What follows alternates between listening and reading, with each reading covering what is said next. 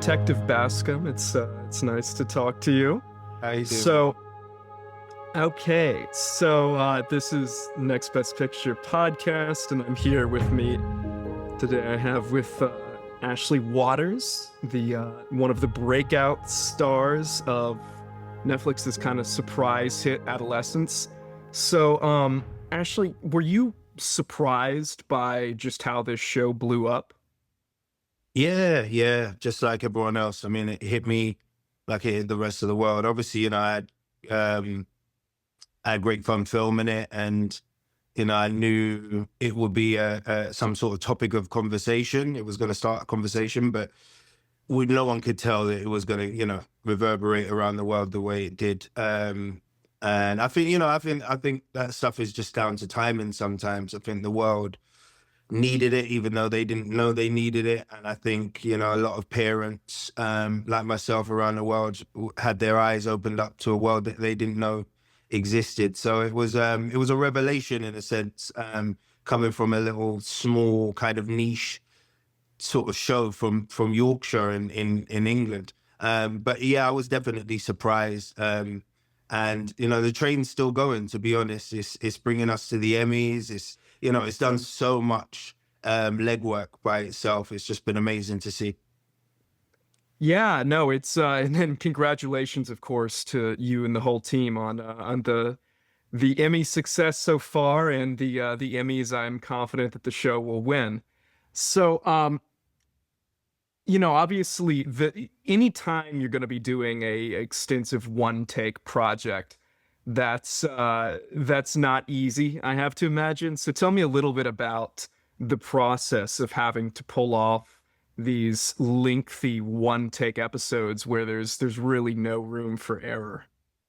Yeah, I mean, look, as much as Phil would say, don't worry about making mistakes, we all understood that the stakes were really high, so the process was intense, but really freeing at the end of it. So we had like a 3-week sort of rule around the show, which meant first week actors and director would rehearse in all the different spaces, hand scripts in hand, just kind of walking around and getting familiar with it. And that'd be for the first week. The second week, they would invite the crew. So, sound department and all the other parts, the camera crew and everything would come in and start kind of learning this dance with you. And then by week 3, you'd be prepared to shoot. So we'd shoot 10 takes a week, basically 2 a day from Monday to Friday, 1 in the morning and 1 in the afternoon. And it's one of those things as an actor, like you naturally want to use your instincts. You want to be able to make choices and decisions. And in this sort of kind of format, you're free to do that. It's really freeing. So once that train goes, the show starts, someone says something different or in a different way, you just got to go with it, right? You just got to kind of like, you just start working it. And that meant it was different every time. And it was just such a special thing. And you just knew when it worked, you just knew, you felt it. A lot of the time after episode 1, we would shoot and everyone would come into the foyer of that police station after we'd wrapped. And everyone would be crying. There wouldn't be a dry eye in the room, because everyone was watching on monitors and we'd be in the room. And it was really beautiful. We knew it was something great. No, it's you're saying everyone's crying. I have to imagine though it was generally a pretty emotional headspace to get yourself into for this world. I mean, you mentioned it's tapping into some pretty real issues. So I guess what kind of research did you do both for this character and then also kind of for this world that we're getting exposed to, this kind of manosphere, Mm. toxic Um, environment? I think for me, so I made a decision earlier on to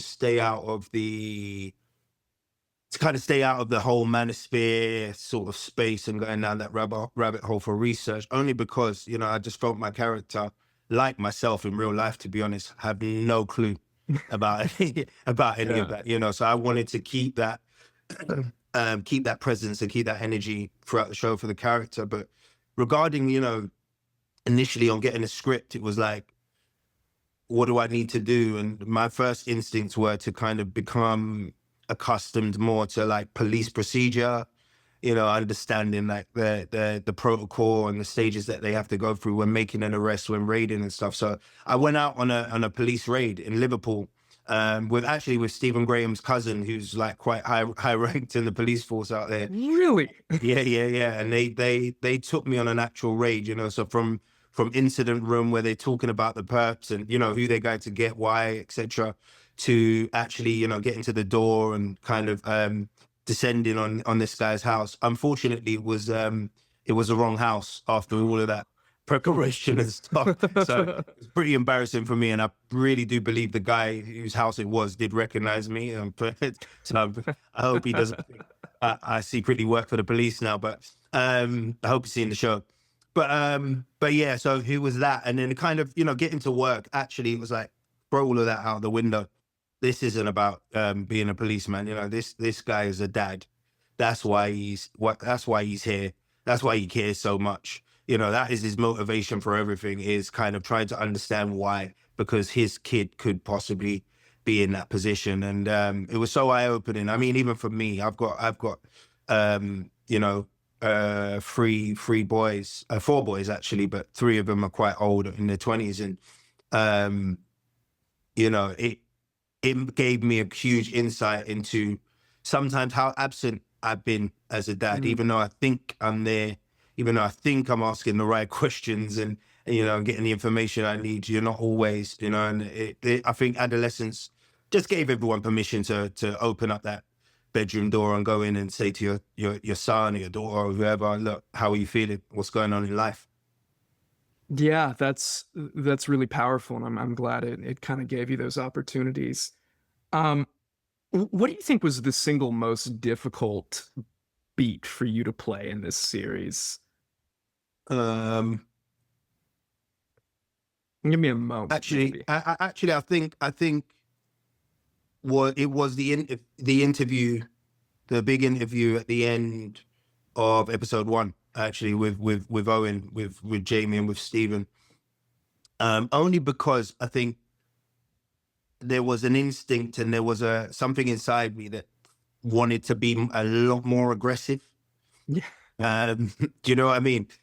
Just kind of like understanding the severity of the incident and this kid lying to you in your face, but actually I had to suppress that, because I feel that is, if they're anywhere in the film, that's where his paternal instincts are more prominent, I guess, other than when he's talking to his son in it too. But in that one, I think that's where it comes out. And it was important that there was like a nuance to it and a subtlety. And it felt like I was hurt that this could happen rather than angry, with the kid. And so it's like, treading that line was quite difficult, especially at times, where you're doing takes. Sometimes Owen would be pretty aggressive as well, like in his defense and stuff. And your instinct is to push back on it or whatever, but you've got to constantly remember he's a kid. He's a kid.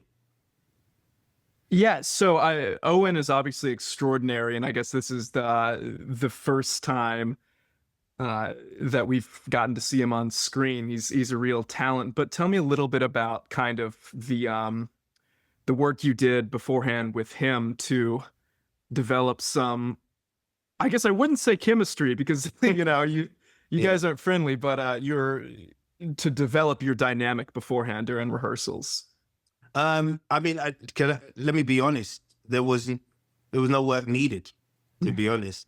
Owen is an exception to the rule. He's a generational talent in a sense, and it was great to watch him work with such confidence and precision at times. So yeah, we just hit the ground running. I think Owen, maybe, I don't want to speak for him, but I think maybe he'd seen me in other stuff I'd done before, maybe Top Boy, other things I'd done.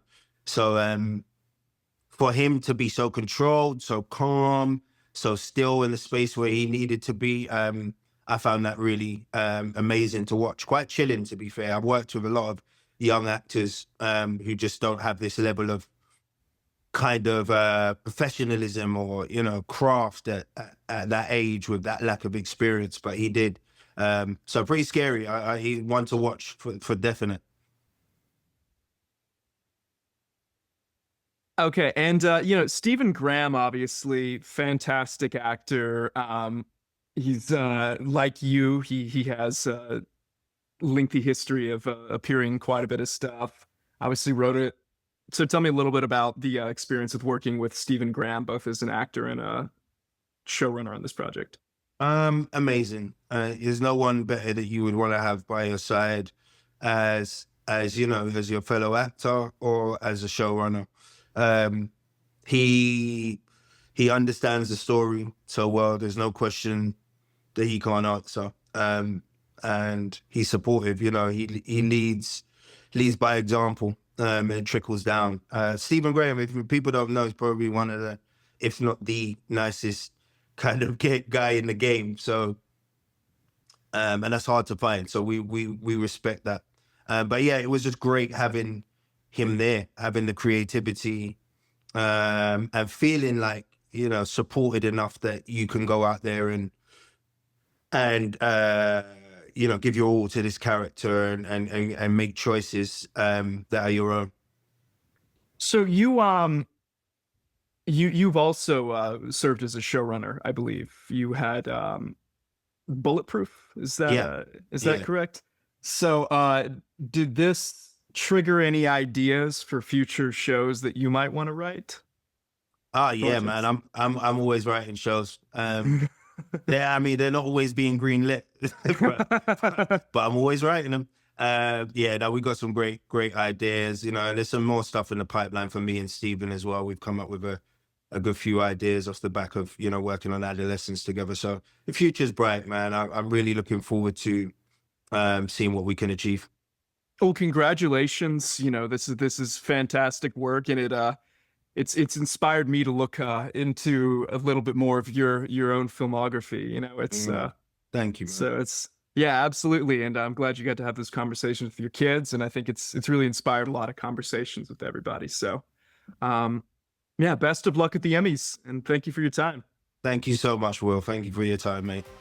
Absolutely.